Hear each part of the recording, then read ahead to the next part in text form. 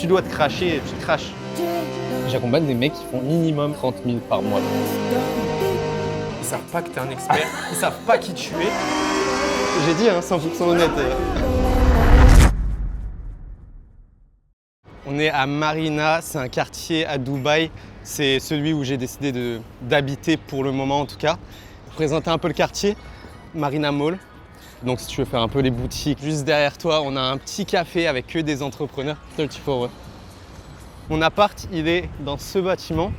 Franchement, c'est un des plus beaux, je trouve, de la Marina. Ça s'appelle le Silver End Tower. Plutôt sympa, plutôt moderne, c'est cool. Petite brasserie. Ça, c'est un restaurant. Puis tout le long, en fait, tu peux marcher, tu peux faire tout le long une balade, ça se termine pas. Genre. Et j'aime bien, parce que ça me fait penser à Miami. Et c'est un peu, je trouve, ce qui manque à Dubaï, c'est ce côté un peu naturel, forcément, parce qu'il y a beaucoup de béton. Et je trouve avoir un point d'eau comme ça qui passe, ça donne grave de vie et on se sent mieux tout de suite.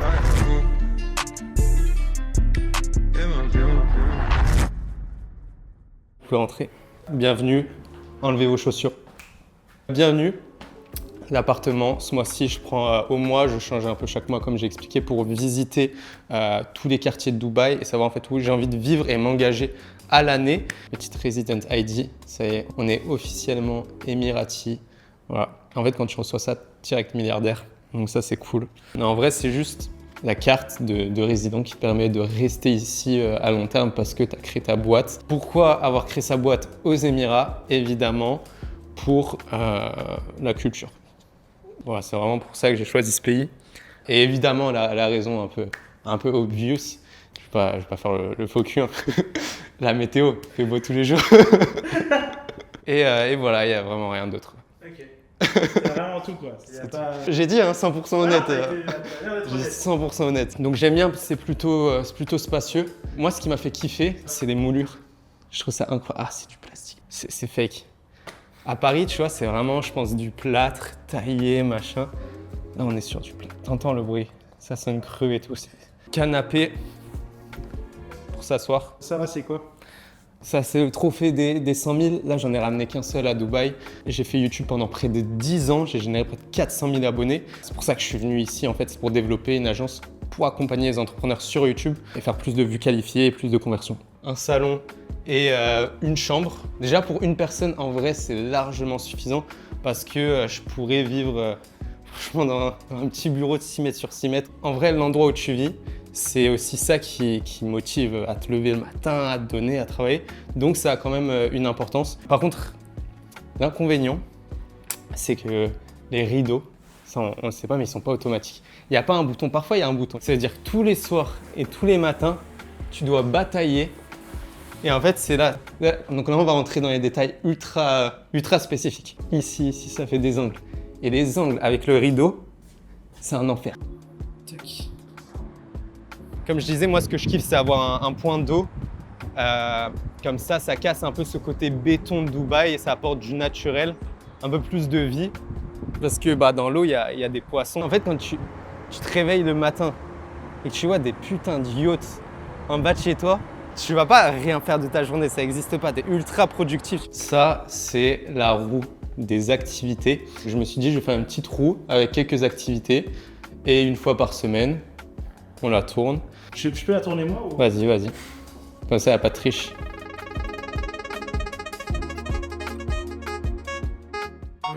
Non, c'est j'ai pas le sang parachute, ça tombe. Premier essai, oh non. C'est que de tout mec, c'est le pire. Mais c'est une blague ou quoi? Regarde, là on a buggy, très chill. Il y a désert et il y a palme. On fait quoi? Il y a aussi une roue à tourner ou... Alors j'ai une roue pour... Non. Le truc, le mec, sa vie, c'est que des roues à tourner. Il fait tout en aléatoire. En vrai, le désert, c'est trop cool, je pense, quand t'es dans un buggy. C'est pour ça qu'il y a buggy dans le désert. Mais soit en parachute dans le désert, il n'y a rien. Et tu sautes avec moi. Tu sautes tout seul, du coup, et tu filmes et après, juste tu... Ouais, ok. Tu t'appuies un moment sur le parachute. Moi, je sais pas comment on fait. J'espère que toi, je crois que tu tires comme ça, puis c'est bon. Ouais, Après, cadre bien quand même. Une vidéo de 15 minutes, tu connectes tellement plus avec ta cible qu'avec un post LinkedIn. C'est pour ça que le numéro 1 sur YouTube, c'est le numéro 1 de sa niche et on a tout brandé autour des courses de F1 parce que je trouve ça trop stylé. C'est grave un univers que je kiffe. D'ailleurs, je peux te montrer rapidement le APP, mais tu vois, et on a brandé tout le truc autour de la F1. Quand tu prends ton rendez-vous, paf, tu passes la petite ligne d'arrivée, prêt à rentrer dans la course. Je pense que c'est un des pays les plus safe au monde.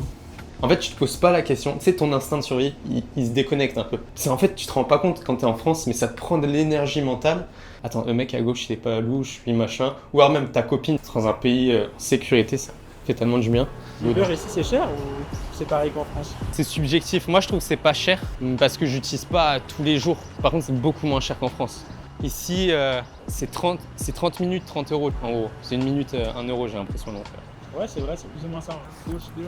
Good, thank you. Ouais, du coup, là, on va au café Porsche, manger et travailler un petit peu. En fait, c'est plus pour sortir, c'est intéressant. Je travaille souvent à la maison, quoi. Comment tu trouves tes clients? J'applique ce que je vends à moi-même.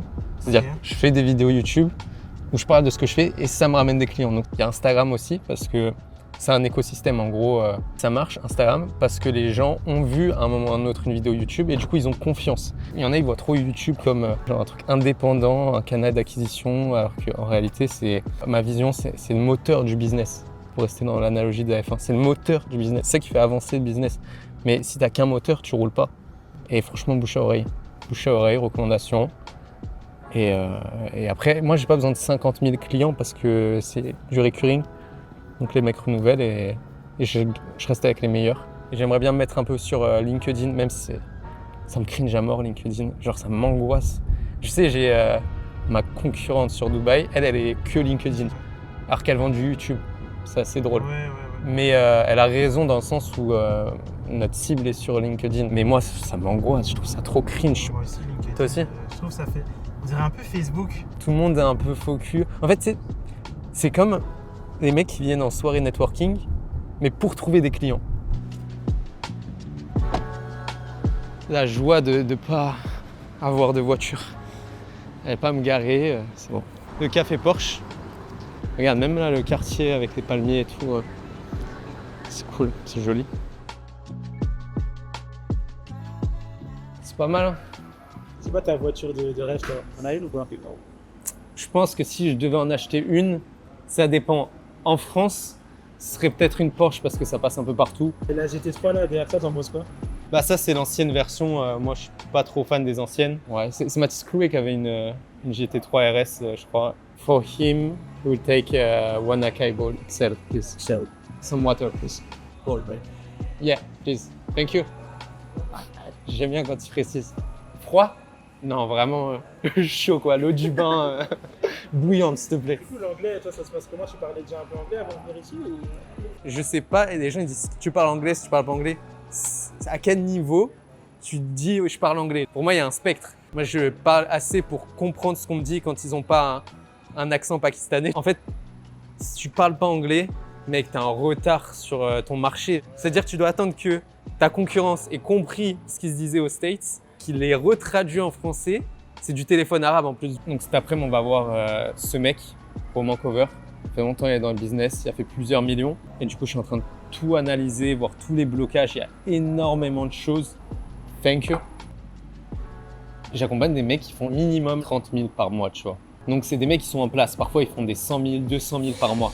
Et pour comprendre ces gens-là, j'ai mis 2 ans où au début, ça prenait pas. Les mecs ils disaient, mais c'est un YouTuber, je vais pas être coaché par un YouTuber. Moi, je suis dans le business. Ils comprenaient pas trop. Jusqu'à ce qu'ils captent que, en fait, je suis un monstre. En fait, la différence entre YouTuber et ce que je fais, c'est que là, on va faire des vidéos pour cibler une audience spécifique qui va être l'avatar idéal des entreprises. On veut vendre à tel type de personnes, du coup, il faudra faire des vidéos qui les touchent eux spécifiquement.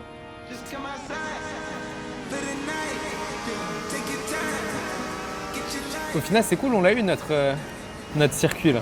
Faut imaginer qu'on est en F1 là. YouTube Monopole, numéro 1 de sa niche. C'est ça le positionnement. Hein. Devient numéro 1 de ta niche grâce à YouTube. En fait, c'est une île artificielle avec dessus centre commercial, il y a un milliard de trucs, il y a des restos, il y a du bowling, il y a même des oiseaux. Les oiseaux, ils sont cuits ou... Non, ils sont pas fake. Ah, c'est fou, j'étais premier degré.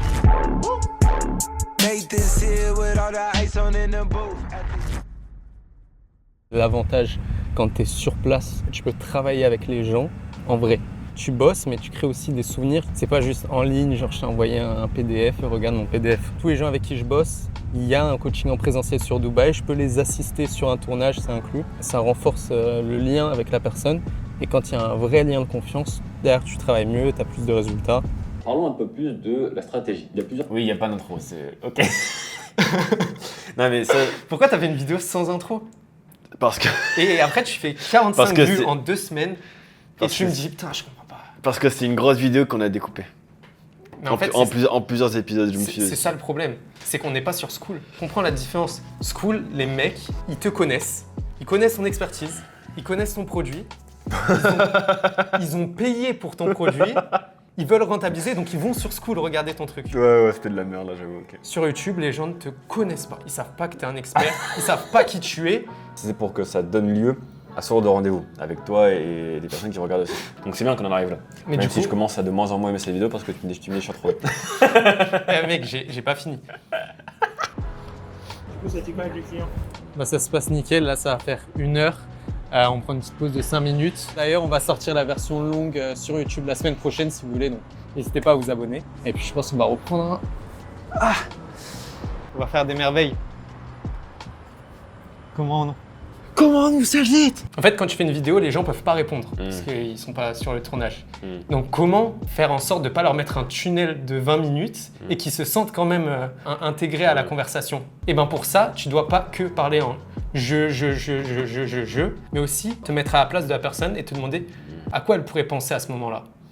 Et du coup, tu vas soit la ramener à sa situation actuelle en disant donc moi en fait j'ai commencé à tel âge. Bon, j'imagine que toi, à ce moment-là, tu étais encore à l'école, tu ramènerais. Puis ensuite, tu vas le ramener à la société de manière générale. La plupart des gens pensent que, en fait... Et là, du coup, tu parles plus de toi. Vrai retour honnête, est-ce que c'était intéressant? Ah bah oui, tu m'en as mis plein la gueule. Là, dans ma tête, j'ai tout un tas de checklists et je pense qu'il faudrait que je chope le transcrit de tout ce qu'on s'est dit pour en faire un vrai PDF. Merci mec. Super audit. Là, on va au centre de skydive. On va aller sauter en parachute. Un peu les jetons comme on dit. Tu regrettes un petit peu ou quoi? On regrette rien, on regrette rien. Le nom est marqué. Hein. Je vais sauter avec Olga et Laura. Genre, il y a quelqu'un qui saute juste pour me filmer. 45 minutes. En attendant, on va faire testament. Mec, tu peux reprendre la chaîne, je vais te léguer la boîte. Mais c'est grave rentable ce tunnel. Ah, c'est rentable. En bas, il y a les tatamis. C'est là où ils font les parachutes. J'ai pas envie de trop regarder parce qu'après je vais dire putain le pli il l'a fait bizarrement quand même. Mais je pense que quand tu fais des trucs comme ça, faut pas se poser de questions. C'est comme l'entrepreneuriat. Si tu te poses 3000 questions à essayer de réfléchir pourquoi ça peut ne pas fonctionner, tu vas rien faire, tu vas pas te lancer. Faut couper son cerveau, faut être un peu idiot. Si tu dois te cracher, tu te craches. Mais au moins t'as tenté, t'as kiffé. Si tu te craches, autant se cracher à fond complètement. Je le souhaite pas, mais vas-y. Moi je me souhaite pas non plus. Il commence à psychoter. J'ai dit, je vais lui demander si c'est normal que ce soit pas si serré. Parce que là, genre, j'arrive à sortir du truc quand même. À toutes. À tous mec.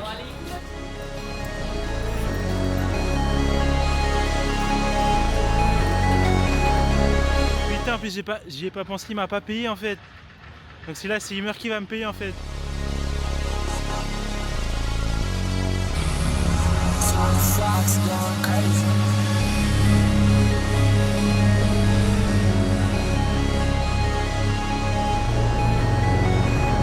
Monopole devient numéro 1 de ta niche grâce à YouTube.